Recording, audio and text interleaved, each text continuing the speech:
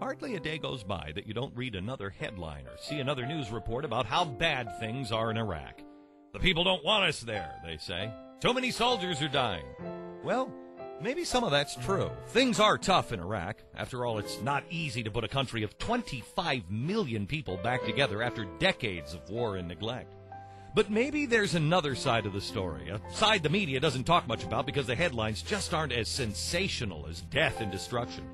A side our troops on the ground see every day with their eyes and every night in their dreams, but that you probably don't even know exists. The real story about Iraq can be found in the eyes of the children, 98% of whom have been vaccinated for diseases like polio, or who are attending one of the 4,500 schools that have been rebuilt and restocked with over 8 million textbooks by coalition forces.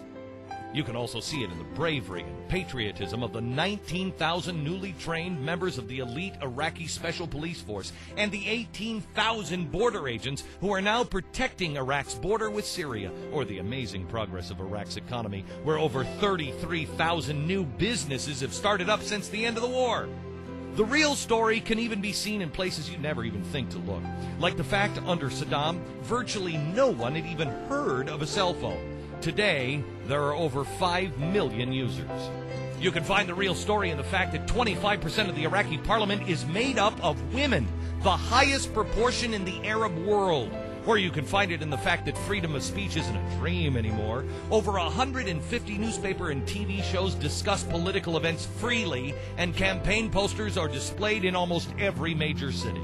But perhaps the most telling example of all can be found in the story of the governor of the Anbar province.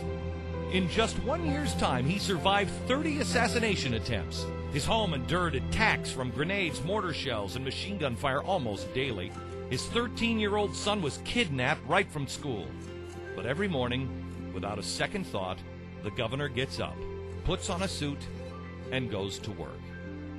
When asked why he would risk his life every day for the sake of a job, his answer was plain and profound.